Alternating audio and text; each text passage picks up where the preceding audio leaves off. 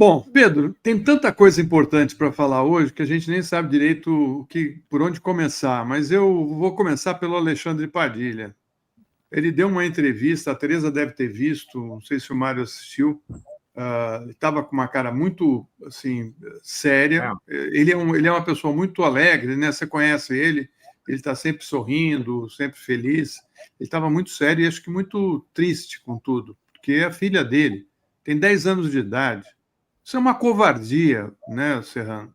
Como é que um presidente da maior nação militar do mundo faz esse tipo de bullying contra uma criança de 10 anos? Aí a Sara me falou, bom, mas eles estão achando normal matar crianças lá na Palestina, né? Estão matando milhares de crianças e ele não fala nada, acha tudo normal. Aí eu falei, puxa, verdade, né? A gente tem que pensar nesse todo. Agora, de qualquer maneira, você percebe que eles estão, assim, de uma certa maneira, escalando, né? Qual a postura que o governo deve ter nesse momento, né? E a justiça brasileira? Bem, o Estado brasileiro, eu diria que tem que ter uma postura de resistência, né? A ideia de direito de resistência, ela vem do século XVI, período das guerras religiosas, né?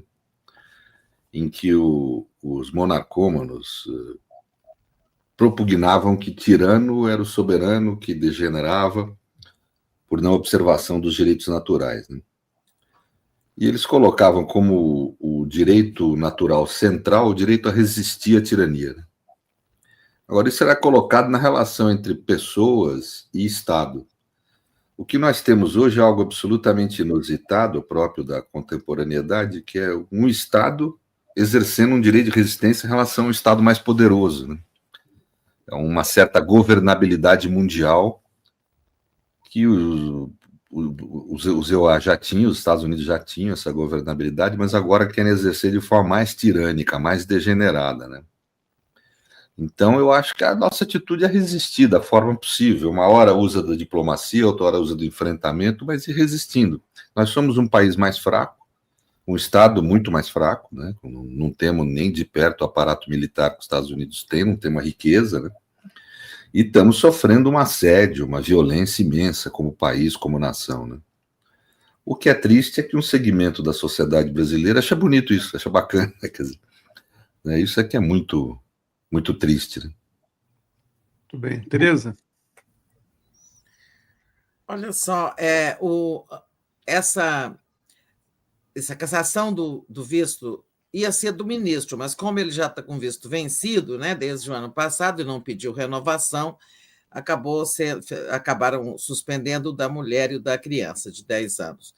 Mas essa pedra foi cantada pelo próprio Eduardo Bolsonaro, que ontem andou dizendo em redes que haveria suspensão do visto por participação, envolvimento com mais médicos, que eles chamam de um golpe diplomático. O encarregado de negócios também se pronunciou ontem nessa linha, mas, segundo o Eduardo Bolsonaro, seria o Alexandre e a Dilma, que era a presidente, né, quando foi criado esse programa sobre a coordenação executiva do ministro Padilha e o comando político dela, né?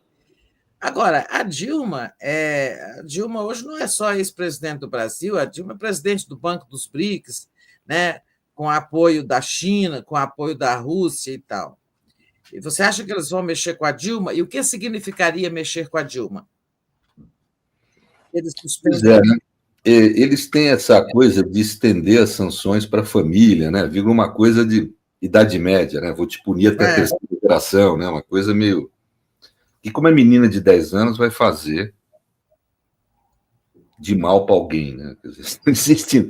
Quer dizer, e eles estão punindo o Padilha por ter feito um programa no Brasil que salvou muitas vidas, em especial de crianças, né?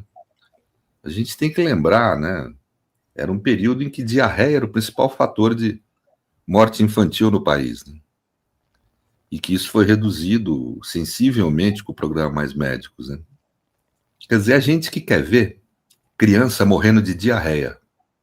Essa gente não tem dó disso, não tem nenhum tipo de sensibilidade. Eles são o mal encarnado. Trump e sua trupe é o mal encarnado. É a maldade encarnada em gente. Isso mesmo. O que Hannah Arendt chamava de mal extremo. É um mal que não merece perdão. Nós temos que lembrar isso no futuro. Porque hoje estão querendo perdoar os bolsonaristas. Essa gente não merece perdão. Existe horas que defender os direitos humanos e uma visão humanista é saber dizer não. E saber não perdoar. Porque existem condutas que são tão cruéis, tão desumanas, tão tirânicas, que elas não merecem perdão. Essas pessoas têm que ser humanamente punidos. E essa gente, talvez o Trump esteja já velho, eu não cheguei a ver isso em vida, infelizmente. Mas essa gente que está em torno dele, esse secretário aí de Relações Internacionais, essa turma, algum dia terá que responder perante uma justiça de transição, pelas maldades intensas que produziu em relação à humanidade, a países mais fracos, a crianças, né? Mas isso algum dia vai ter que ser sancionado pelo direito internacional. Nós vamos ter que ter um novo Nuremberg para essa turma, eu não tenho a menor dúvida disso. Nós vamos ter que ter isso aí, né? Algum dia, porque com certeza eu creio que os direitos vão acabar vencendo, né? Porque a própria sociedade americana, o povo americano é nosso povo irmão, não é com o povo americano que nós temos problema, nem com a sociedade americana. Nós temos problema com um tirano que agora assumiu o poder lá. É com ele que nós temos problema. E não somos só nós, é o próprio povo americano que agora está caindo em si do problema que arrumou quando elegeu ele para a presidência da República. Botou um tiranete ali, né? Então, nós temos problema com a tirania, não é com a sociedade americana, né? A própria sociedade americana vai enxergar isso e talvez submeta essa gente no futuro a um julgamento que precisa ser, né, julgado. Aliás, Pedro, a avaliação do governo deles está bem baixa. Está com 60% de reprovação, 60%. Uma pesquisa que saiu hoje, mas eu vou passar para o Mário aí fazer a questão dele. Ô Pedro, uma coisa que salta aos olhos é que se tenta essas sanções são contra pessoas, e o Eduardo Bolsonaro diz que elas vão se agravar também contra outras pessoas e contra a economia brasileira. Elas são contra pessoas e elas visam bloquear, impedir o exercício do direito, né, da justiça brasileira. Por outro lado, hoje o Supremo Tribunal Federal marcou o início do julgamento, digamos assim, final dos acusados da tentativa de golpe de 8 de janeiro de 2023. Vão conseguir impedir o exercício do direito? E direito pode tudo, pode até... Na verdade, o direito, a ideia é que o direito precisa de condições para ser exercido, e eles querem combater essas condições. Eles vão conseguir? Até que ponto o direito consegue se exercer e se exercer? É o problema da institucionalidade, né? Hoje nós temos que lutar pela institucionalidade. Essa é a principal questão posta para os progressistas hoje. Nós temos que lutar pela institucionalidade democrática. Qualquer força dentro dos progressistas que se coloque contra isso é contra a democracia e a favor da extrema-direita. Nós não podemos ter desunião nisso. É a única chance da gente sobreviver a esse momento histórico. Porque senão nós vamos conhecer muita dor, sofrimento, né, todos nós. Então nós temos que estar unidos, e unidos em torno da defesa da institucionalidade de um Estado fraco, resistente, né, e que está procurando sobreviver ao ataque do gigante do mundo, que é os Estados Unidos da América. É um ataque feroz, né? Então nós não temos outro caminho, nós temos que...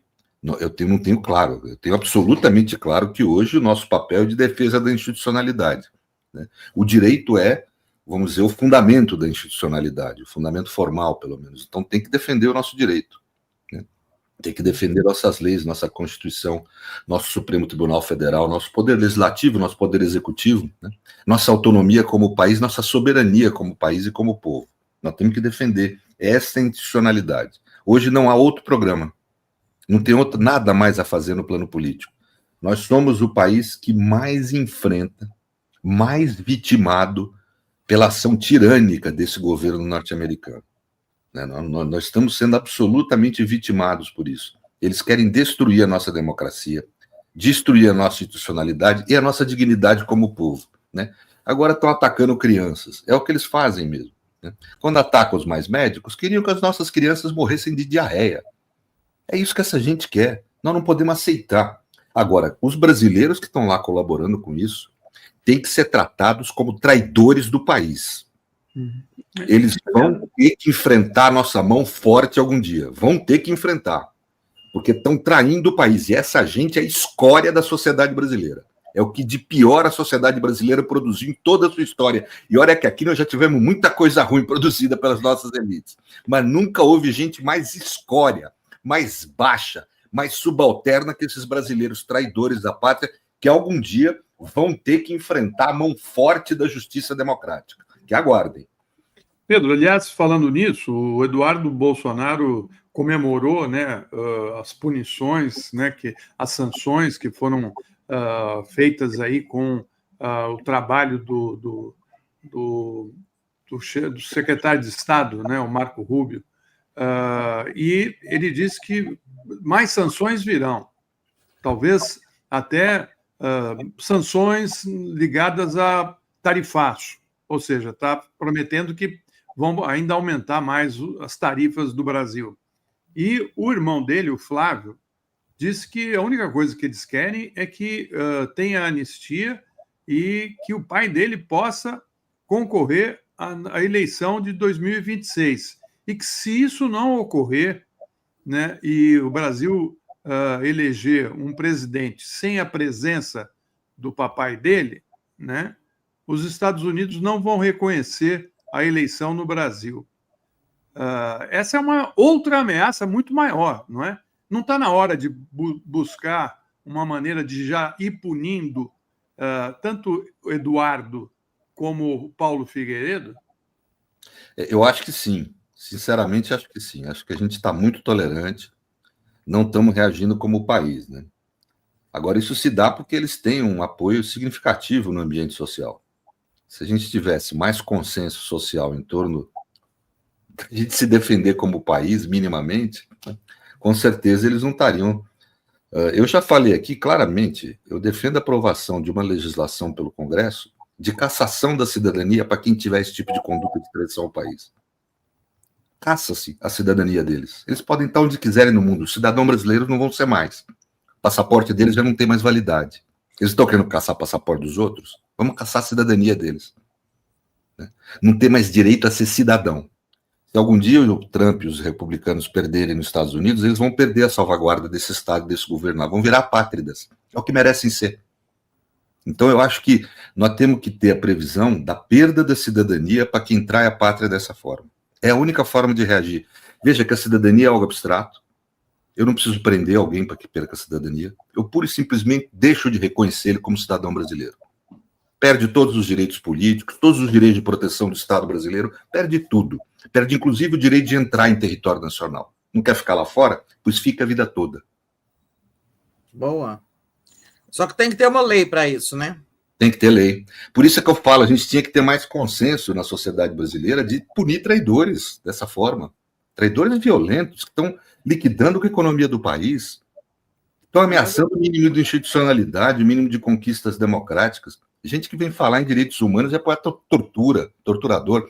Quer dizer, é absolutamente enlouquecido e hipócrita e contraditório, mas pior do que isso, há uma profunda falta de senso de ética com a nacionalidade, de moral política, de sentimento de pertencimento ao país. Isso é grave.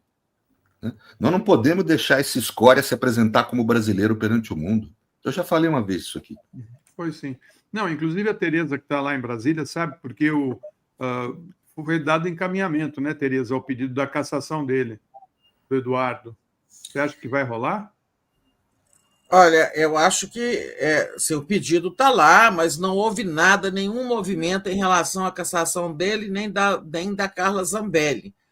Agora, o Hugo Mota, que está procurando se reposicionar, está, digamos assim, menos vassalo da extrema-direita e mesmo de setores mais conservadores do Centrão, é ele que pode dar um impulso nisso, né? Estamos cobrando dele, inclusive hoje eu fiz uma coisa sobre isso.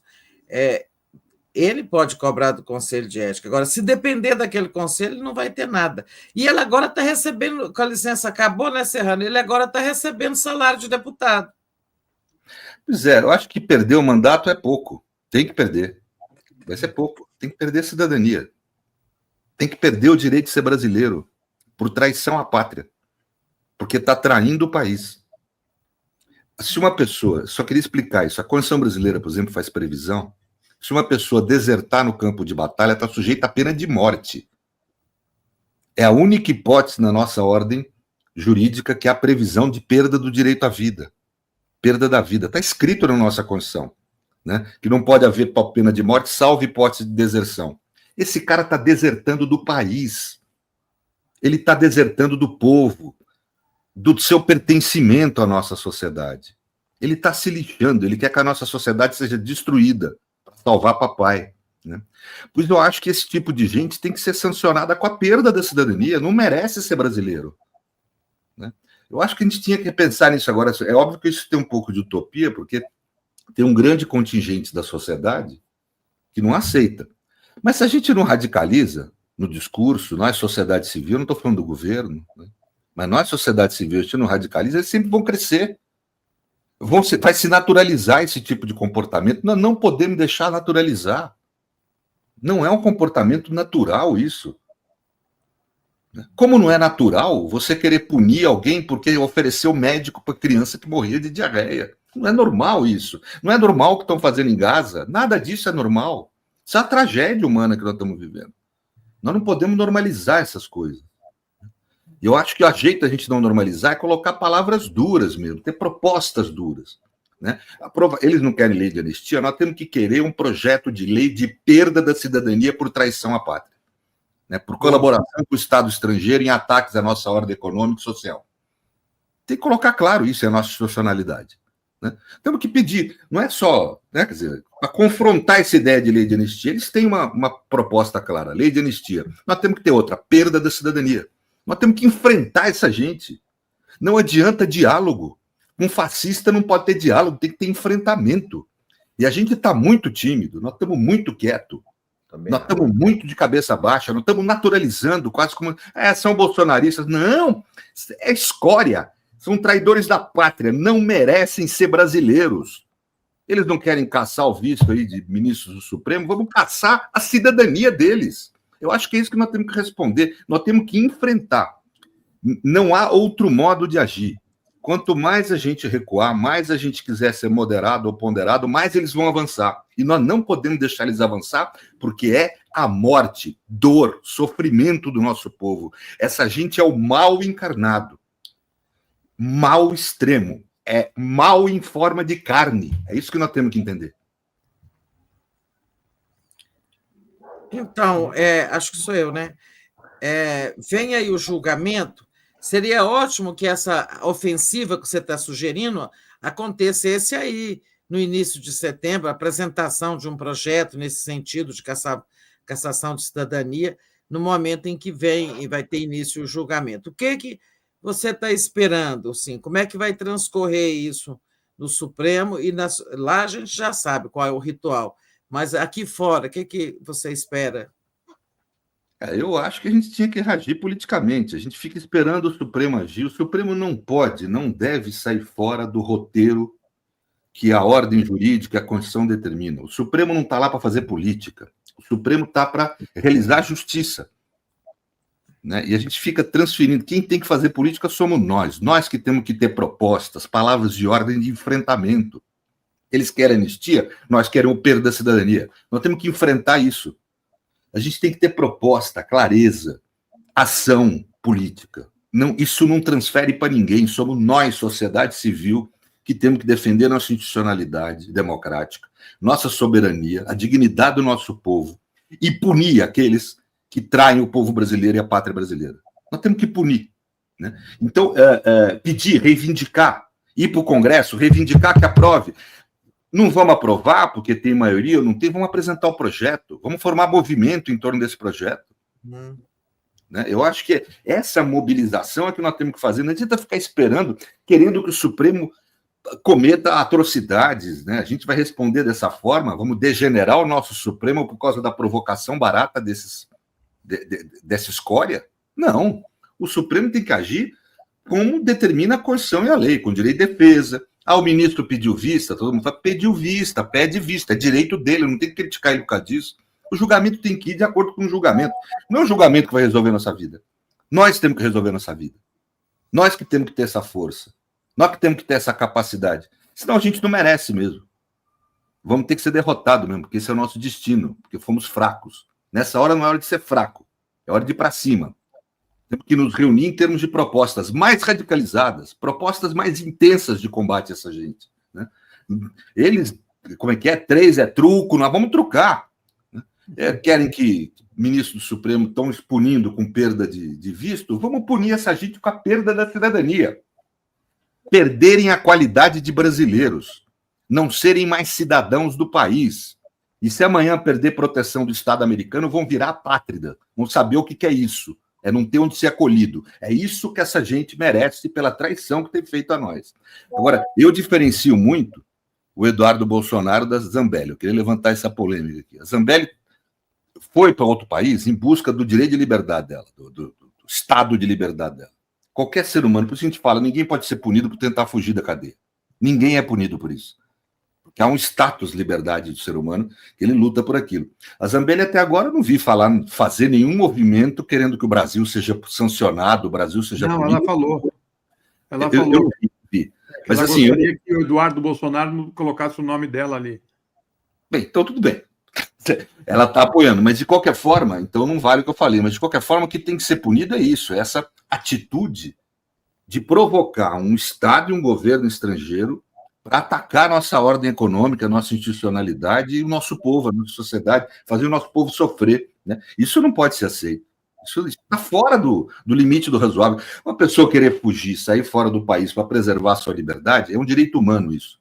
Não pode ser questionado. A pessoa pode ser sancionada por outros crimes que cometeu, não pelo fato de ter fugido. Isso faz parte da essência do que é a liberdade humana e reconhecer que o ser humano sempre busca o seu estado de liberdade. É algo básico na vida civilizada. Né? Isso não pode ser confundido com quem vai lá para fora para querer provocar um Estado poderoso a agir, inclusive, com violência em relação ao Brasil, a prejudicar a nossa ordem econômica. Então, eu creio que a gente tem que reagir em relação a isso, nós não podemos deixar quieto, não. Eu estou muito preocupado com essa leniência que eu sinto nos nossos setores. Sabe? A gente vai medir, não, isso não dá, não, isso aqui no Centrão não vai gostar. Centrão não vai gostar de nunca nada que a gente fizer. E a gente vai deixando acontecer e com isso vai se naturalizando, como se fosse natural um deputado pago pelo Estado brasileiro estivesse lá nos Estados Unidos ajudando a destruir nossa economia, nossa dignidade, nossa soberania, nossa institucionalidade, nossas leis, quer dizer, e pago pela gente, como se isso fosse algo normal. Assim, como se... o gabinete dele trabalhando, sabe fazendo o quê?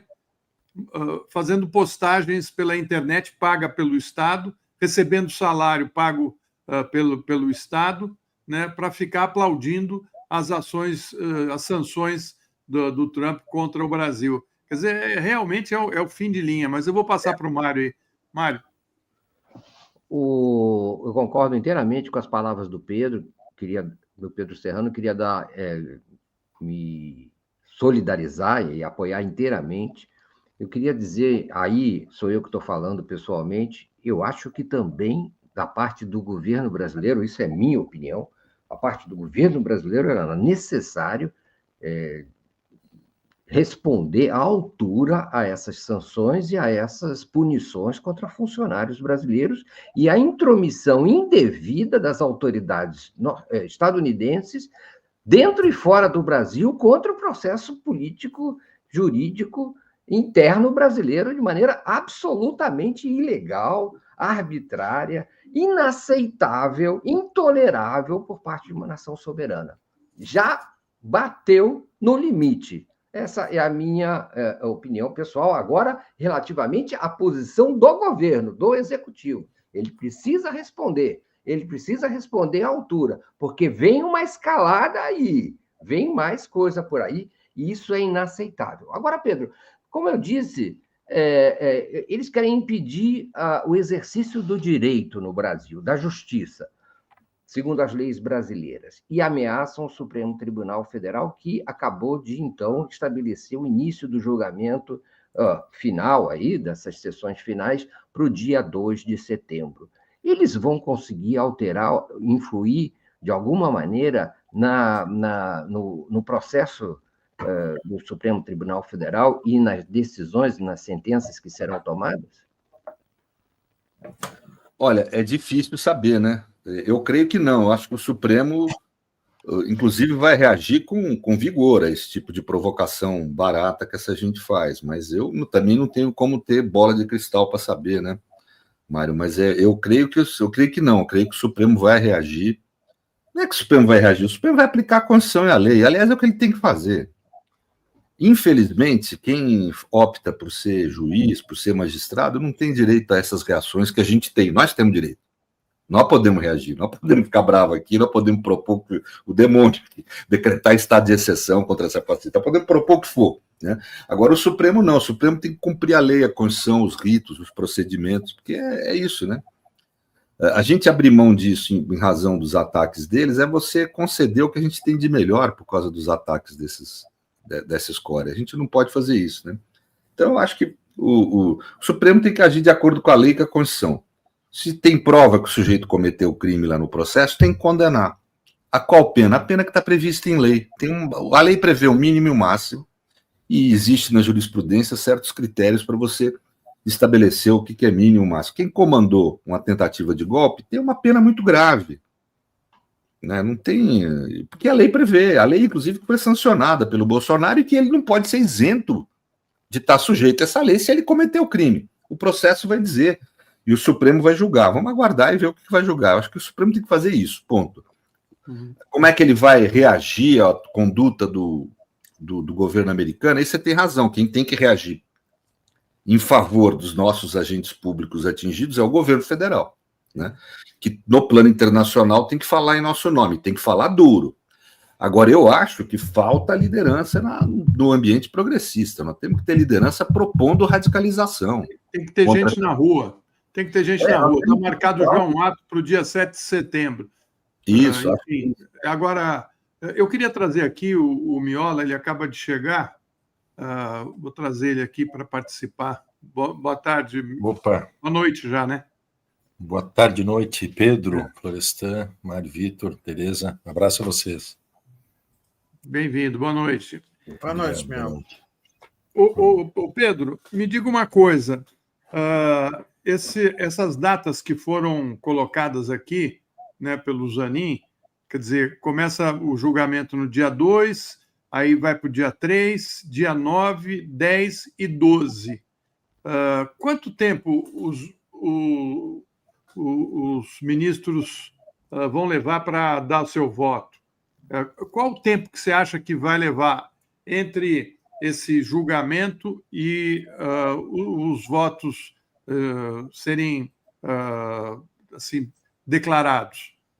Olha, é difícil saber, né? Tem que ver com o pessoal que lida mais com o processo penal no Supremo. Eles sabem com mais exatidão a rotina, mas o problema maior é que podem surgir incidentes, entendeu? Você pode ter, por exemplo, um ministro que peça vista, e aí ele tem direito, pelo regimento, não tem nem questionamento isso. Ele tem 90 dias que ele pode ficar com o processo, né? Então, isso ninguém pode criticar, né? Eu vi outro pessoal aí criticando e tal. Não tem sentido, porque isso é um direito do ministro e, no caso desse, é complexo, é justificável você pedir vista, né? Absolutamente justificável. Então é difícil saber com precisão, né? Às vezes a gente fica querendo cravar, vai ser tal dia que vai ser julgado, não vai saber, né?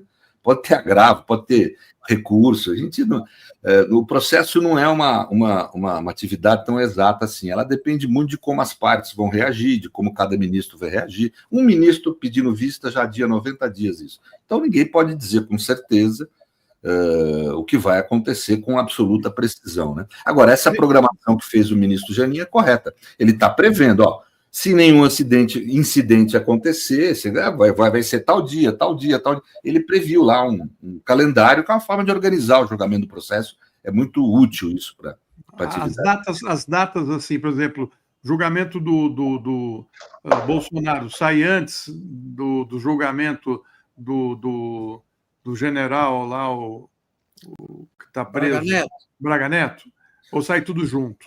As penas... Não, eu não sei qual que é a ordem ali. Em princípio, quem está preso tem prioridade, né? Quem está recluso tem prioridade em relação ao domiciliar, quem está em domiciliar tem prioridade em relação a quem está solto. Né? Deveria ser assim, pelo menos. Mas eu acho que o Bolsonaro é o primeiro nome na lista do núcleo 1, ou chamado núcleo crucial. A lista começa com o nome dele. O que me faz crer que ele será o primeiro a ser julgado. Pode ser o primeiro a ser julgado, sim.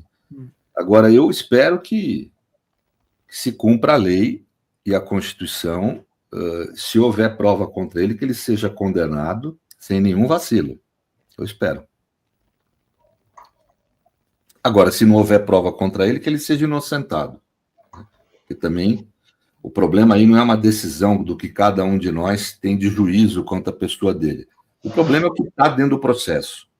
Se dentro do processo... E primeiro, eu não tenho dúvida que a prova da materialidade do delito.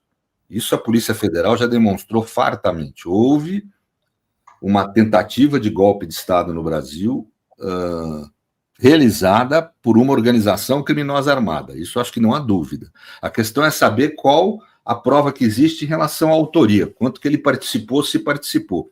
Isso a gente vai ter muito claro no dia do julgamento, porque os ministros estão lá atentos, estão estudando o processo, eles e as suas assessorias, né? Então, isso eu não creio que o Supremo vá inocentar Bolsonaro por medo do que o filho dele está fazendo, do que o Trump está fazendo. Eu acho que é gente corajosa que vai saber enfrentar isso. Se inocentar é porque não tem prova, não é por nenhuma razão ou outra, né?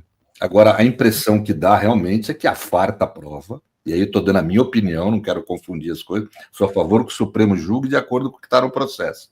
A minha impressão, por tudo que eu li, é que a farta prova que ele tem que ser condenado a uma pena dura. E que tem mais. Ele e o filho dele têm que ser condenados também pelos outros crimes que cometeram. Coagir, tentativa de coação do judiciário no curso do processo, etc. Muito bem. Mário. Qual o seu palpite de pena do Bolsonaro? É difícil saber, eu precisaria fazer o cálculo, e tem algumas dúvidas, deixa eu explicar, Tereza. Por exemplo, tem gente que defende que deve haver concurso material, acumulação juntar as penas do tentativa de golpe de Estado e de abolição do Estado de Direito. Eu sou contra isso, eu acho que a tentativa de golpe de Estado, vamos dizer, não possibilita você juntar com a pena de ato atentatório contra o Estado de Direito. Então, ele teria que ser condenado por tentativa de golpe de Estado, participação de organização armada, organização criminosa armada,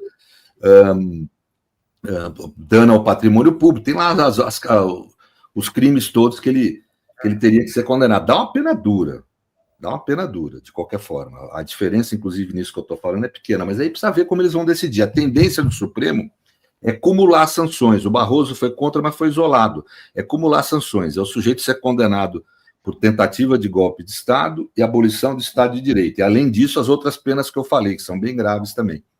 Então, a tendência é ele ter uma pena severa mesmo. E tem que ser mesmo. Não tem outro jeito. Uma pena, não talvez a máxima, mas próxima à máxima. Mário. E, Pedro, ainda dentro dessa questão do julgamento, mas com as repercussões dele, tanto o Eduardo Bolsonaro quanto agora o Flávio Bolsonaro dizem que eleições no ano que vem sem Jair Bolsonaro não valem e não podem ser reconhecidas e não serão reconhecidas pelo governo dos Estados Unidos da América. Eu tenho a impressão, Pedro, que isso indica algum tipo de coisa estranha. Eu tenho a impressão que isso já indica um caminho também de maior interferência no processo político brasileiro por parte desses escroques, tipo esse Gabriel Escobar, aí, representante de negócios da Embaixada dos Estados Unidos, que vive se metendo todo dia com todo tipo de ofensa e ameaça. Mas eu queria te perguntar o seguinte: você não acha que é estranho eles participarem, eles questionarem o processo eleitoral brasileiro e participarem os bolsonaristas ao mesmo tempo? Isso não parece indicar uma espécie de ausência do processo eleitoral? Estranho. O que te parece essa inconstância em relação ao que vai acontecer no ano que vem? Olha, eu acho que é uma escalada, como você falou, né, Mário? Eles estão vindo numa escalada e vão vir mais pesado, né? Eu acho que vão efetivamente querer impedir a realização de eleições livres no Brasil, vão querer legitimar tentativas de golpe, crimes, né?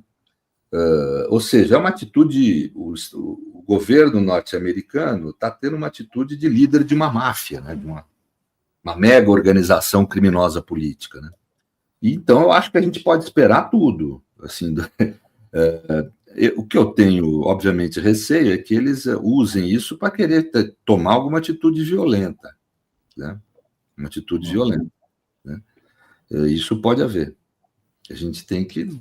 E aí a nossa capacidade de reagir é muito reduzida, né? Mas acho que eles podem tentar algo violento, sim. Eu não sei se você descarta isso, Mário, mas eu não descarto. Não.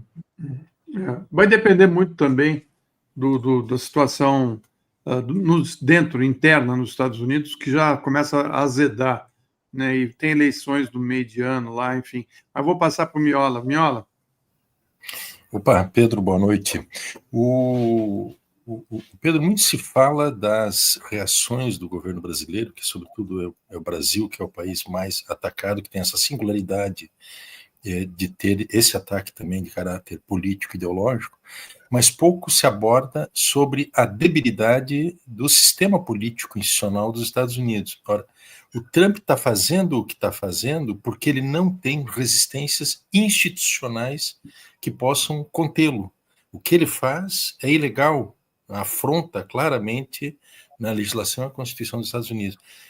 Tu não tens uma percepção de que isso evidencia a fragilidade da democracia dos Estados Unidos, que está espezinhada, né, por esse personagem que implantou um verdadeiro estado de exceção no país? Sem dúvida, né? Na realidade, eu acho que essa experiência americana, que por um período da história foi rico, sabe, melhor? De fundar uma república grande na modernidade. Sim. Foi um grande avanço para a época, mas que, óbvio, como toda transformação dessa natureza, o período anterior que foi superado permanece existindo no novo período. Então, eles superaram o modelo monárquico, e principalmente a monarquia absolutista, essas formas mais autoritárias de Estado, mas preservaram um presidente da República com muitos poderes. E, digamos, um sistema judicial que ele foi criado para ser eficiente contra o parlamento. Se você for ler os artigos federalistas, né, dos Founding Fathers lá norte-americano, Hamilton, etc., você vai ver essa crítica, né, e essa intenção, aliás, é o Hamilton quem escreve o artigo sobre controle de constitucionalidade. Na realidade, o que houve nos Estados Unidos na época é que, nos estados federados, começou a haver aprovação de leis em favor de pequenos devedores, da pequena burguesia em geral, digamos assim, de pequenos devedores, de produtores médios e pequenos, etc. Isso fustigou a elite americana, né? E a elite americana passou a temer essa história de democracia. Se você for ver os artigos federalistas, é permeado por críticas ao que a gente chama de democracia hoje, né? Quer dizer, então, eles realmente acharam que estabelecer uma Constituição era fundamental e um poder judiciário que tivesse controle de constitucionalidade para conter os avanços democráticos da independência norte-americana. Então, a Constituição norte-americana ela não foi feita como foram feitas as constituições do pós-Segunda Guerra Mundial para representar o que mais de avançado havia naquela sociedade. Elas foram instrumentos de contenção dos avanços da Revolução Norte-Americana, de mecanismos de frear os avanços populares. Por isso que os Estados Unidos sempre foi um país em crise com o projeto democrático. A elite norte-americana, essa direita mais ranhida norte-americana, não é democrática, nunca foi. Eles foram republicanos, foi isso, né? Agora, só que um republicano onde o presidente tende a ter poderes de imperador absoluto, assim, né? A estrutura do Estado americano, ela é frágil para conter os poderes do presidente. Eu acho que a história vai exigir da sociedade americana que reveja esse seu modelo. A realidade concreta é que o modelo europeu de constituições rígidas, de um judiciário mais forte, né, e de poderes mais limitados do executivo, acabou se demonstrando um modelo mais forte para enfrentar momentos de crise. Não é um modelo perfeito, né, Miola? Não é um modelo que resista a movimentos políticos muito fortes, mas é mais bem acabado, instrumentaliza mais a estrutura democrática para poder reagir a um presidente autoritário. Nos Estados Unidos, não. O presidente autoritário, nós estamos vendo o mal que ocasiona, até para o próprio país. Muito bem. Mário? Eu tenho uma pergunta que é a seguinte: as pessoas estão descrevendo a atual conjuntura brasileira em relação aos Estados Unidos como guerra tarifária e guerra que ultrapassa, né, guerra tarifária pela carta do Trump, que deriva de uma guerra política, de uma tentativa de interferência no nosso processo jurídico. Guerra, essa é a palavra. Quando começa a guerra, termina o direito? Até o direito consegue resistir à guerra? É uma dificuldade, né? Na realidade, não, né? A guerra é uma das hipóteses que você tem, por exemplo, para estado de sítio, né? Em que há uma suspensão parcial dos direitos. Uma guerra, eu estou falando aqui de uma guerra convencional, você não pode ter liberdade de expressão total, você não pode ter liberdade de reunião, não é vida normal, né? Agora, nesse caso, eu acho que nós podemos ter outros modelos de guerra, que a pessoa fala, guerra híbrida, etc., mas não uma guerra convencional, ainda não há isso. A gente entra no estágio da guerra convencional se a gente sofrer algum dia bloqueio econômico. Aí nós começamos a entrar. Bloqueio econômico é ato de guerra. Está explícito isso no direito internacional. Então aí nós cruzamos o borderline, né? Vai entrar em um estado de guerra, que a gente pode falar mesmo. Só que aí é motivo para suspensão de direitos. Se eu fosse essa turma aqui no Brasil, eu pensava direito se fosse querer produzir esse tipo de coisa, né? Muito bem. Sara? O pessoal está cobrando aqui que o Miola faça outra pergunta, viu? Antes de ler os comentários do. Então tá. Eu teria uma segunda pergunta, já que a audiência me bonifica. Não sei se vocês já não fizeram, sobre 2 ministros da Suprema Corte, Pedro. Primeiro, a declaração do Gilmar Mendes ontem, dizendo que já tem um ministro para substituir eventualmente o Barroso se ele se aposentar, e é o Rodrigo Pacheco. E além disso, que a Suprema Corte é um jogo para adultos, né, como se não fosse um jogo para adultos, uma instituição cuja Constituição já define que a partir de entre 35 e 70 anos, né? Mas eu tenho preferência, Pedro Serrano seria o meu candidato à Suprema Corte. Agora, não fica um pouco deslocado um ministro da Suprema Corte dizer aquilo que cabe a um presidente da República fazer, segundo o artigo da Constituição 84, e segundo, como tu interpretas a declaração o que foi divulgado hoje na imprensa, do ministro André Mendonça, alertando sobre o risco potencial de agravamento de conflitos se o pastor Silas, pela inclusão do pastor Silas Malafaia no inquérito esse de traição ao país e de atentado à Suprema Corte. Me parece um pouco deslocado, mas queria te ouvir a respeito dessas duas situações, dois ministros da Suprema Corte. Eu tenho muita admiração pelo ministro Gilmar Mendes, acho um sujeito admirável, né, por uma série de votos e de decisões dele, né? É um constitucionalista ultra qualificado, tal, mas eu acho que ele não foi bem nessa fala dele. Por quê? Eu não acho que é papel de ministro do Supremo ficar interferindo em nomeação de novos ministros. O ministro é togado, ele não foi eleito. E o mecanismo democrático que há de controle da Suprema Corte, o mecanismo pelo qual o povo consegue representação nela é que as pessoas que foram eleitas por ela é quem participam da indicação, o presidente da República e o Senado Federal, né? E o Congresso Nacional, né? O Parlamento, né? Perdão. Então, o presidente da República e o Parlamento, que foram eleitos, que não são togados, eles é quem devem debater quem é que pode, deve, tem qualidades ou não para ser ministro do Supremo. A Corte deve... eu sempre fui crítico em relação a isso, a Corte. Acho isso um problema. Aqui no Brasil é uma cultura de que juiz interfere demais na vida política. Exagerado, o juiz não é para isso. Magistrado é para se recolher. Magistrado, eu tenho um tio que foi um grande juiz, né? Aposentado há muito tempo, que ele sempre fala, juiz fala pela caneta. Quer dizer, inclusive essa história de sair fazendo declaração, e aí o ministro André Mendonça, que é um bom ministro, um excelente ministro, muito qualificado mesmo, né? Ao contrário do que muitos imaginavam, é um defensor dos direitos, etc. Ele também se equivocou, a meu ver, nessa fala, porque não é papel de ministro ficar alegando que se decidir uma inclusão ou não de um cidadão ser investigado, gente, qualquer um de nós pode ser investigado, mesmo inocente. Isso é um ônus normal da cidadania. Essa gente quer ser aristocrática, isso? Aristocratas que não estão sujeitos a serem investigados pelo Estado, porque ameaçam o Estado, porque ameaçam com violência disruptiva. Nós vamos estar sujeitos à violência. A lógica do Estado é que quem monopoliza o poder político, ou seja, quem monopoliza a possibilidade de usar, aí sim de forma legítima, da violência é o Estado.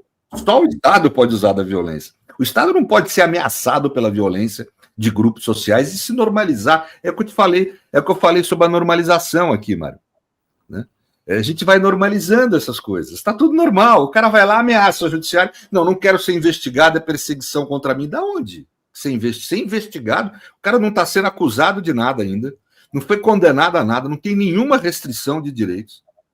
E está sendo investigado pelo Estado. Ponto. Só isso. Mais nada.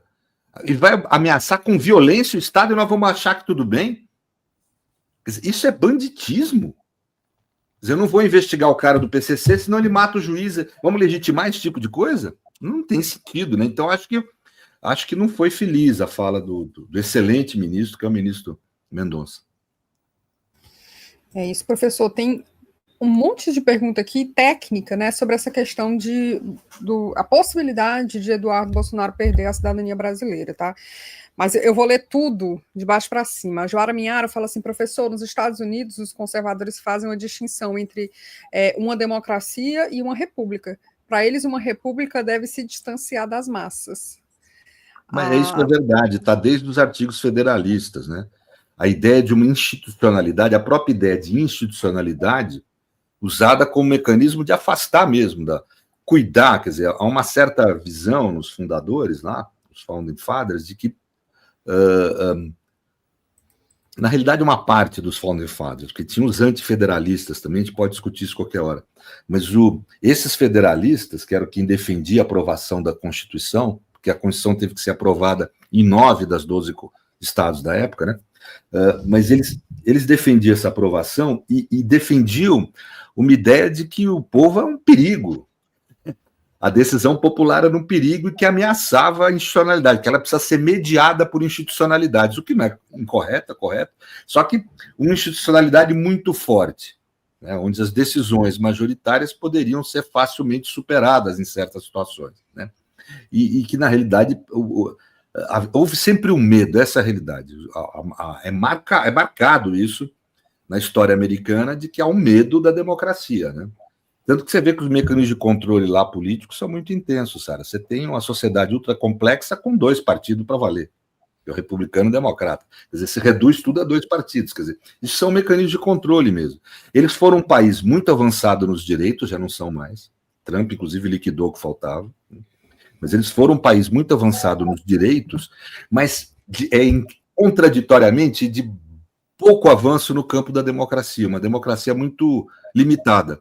Né? Exato. A Rosa Maria fala assim: ô Florestan, por favor, faça um corte da fala do professor Serrano sobre a perda da cidadania, para a gente fazer uma distribuição. A Elizabeth Coutinho fala: sindicatos, trabalhadores nos Estados Unidos voltaram a se mobilizar frente às ameaças da perda de vários postos de trabalho.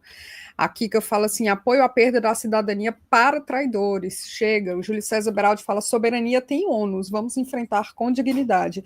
A Maria Angélica Barreto Ramos pergunta o seguinte: a perda da cidadania por traição à pátria, pode ser feita através de um decreto do Executivo? Não, não pode. Não. Na realidade, tem que se discutir isso aqui. Eu acho que pode se defender a ideia de... Muita gente vai questionar a constitucionalidade disso com alguma razão. É uma reflexão que eu tenho de que se a Constituição autoriza perder a vida no caso de traição, em batalha, com muito mais razão, quem autoriza o mais, autoriza o menos, né? Perder a vida é muito pior do que perder a cidadania. Então, esse tipo de reflexão, vai ter que haver um debate, se é constitucional ou não uma legislação que trouxesse esse tipo de consequência, né? Mas, de qualquer forma, acho que se a gente só levantar a proposta, trazer o debate, já vale, né? Se o cara perdeu o mandato, já está bom. Entendeu? Já ficar impedido de se eleger por 8 anos, e está ótimo já. Eu acho que já está bom. É isso. Júlio César Beraldi fala assim: o STF não consegue segurar isso sem o povo nas ruas. O Paulo J.M. Costa fala: mas o Código Penal Militar não prevê uma cassação de cidadania, não? Você sabe que eu não conheço o Código Penal Militar assim, né? Eu não sou muito eficiente nisso, Paulo. Se tiver, já eu acho ótimo. Mas não sei. E a Fátima XB fala assim: doutor Serrano, boa noite. Por que a PGR ainda não pediu a prisão do Eduardo Bolsonaro? E boa noite a todos e todas, ela complementa aqui. Também não sei, para ser franco. Porque motivo existe, claro, né? Veja, a lei prevê prisão preventiva quando houver algum tipo de ameaça à jurisdição, qual que ele está fazendo, e a lei prevê também prisão preventiva quando houver ameaça à ordem econômica, que é o que está fazendo também. Então, realmente, eu não entendi. Eu acho que tinha que ser decretada a preventiva dele, né? Mas eu não sei qual que é a razão, assim, que não foi nem pedido ainda, pelo que eu sei. É isso. Olha só, para a gente encerrar aqui, o Antônio Nóbrega pergunta se existe a possibilidade de um ataque militar no território brasileiro, né? Nesses últimos dias falaram bastante disso. O Renato faz uma provocação, gente, excelente. Ele fala que se o réu não tem condição de saúde, por que ele quer concorrer à presidência? Exatamente, tem que descansar, Bolsonaro. E a maioria global escreve assim: o Kissinger e a Madeleine Albright nunca pagaram. É isso. Eu acho que ocupar território não vão fazer, não é? O Brasil é um território imenso. Eles não vão entrar numa gelada dessa, assim.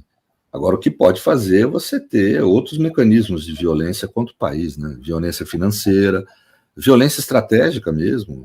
A gente pode ter, sim, formas mais graves, mas o Trump tem que ir com cuidado também nisso aí, porque, por exemplo, se ele estabelece sanções financeiras contra uma democracia por atos claramente de soberania, ele traz uma instabilidade para o sistema financeiro mundial e para os Estados Unidos como capitão desse sistema, por exemplo, para o dólar como moeda, para os mecanismos financeiros em geral, ele traz uma instabilidade, uma insegurança para o mundo todo. Fala, pô, não dá para a gente estar sujeito a um cara ser eleito e fazer essa tragédia toda com a riqueza do mundo. O dinheiro é medroso, né? O capital é medroso. Então, eu acho que ele tomaria alguma cautela antes de tomar. Tarifas é algo diferente. Tarifa é algo que qualquer Estado pode determinar e sofre daí as consequências econômicas da determinação. É um ato de soberania do Estado. Tarifa ele pode pôr o que ele quiser, e não muito pouco que a gente possa fazer, né? Muito bom. Pedro. Acabou, né? Vamos ter que encerrar, porque vai entrar o outro Pedro Paiva. Muito obrigado, gente. Muito obrigado pelo convite, uma honra. Excelente. Viu? Obrigada, Pedro. Obrigada, professor. Tchau, tchau. Lá parece que eles combinam, né? Os Pedros.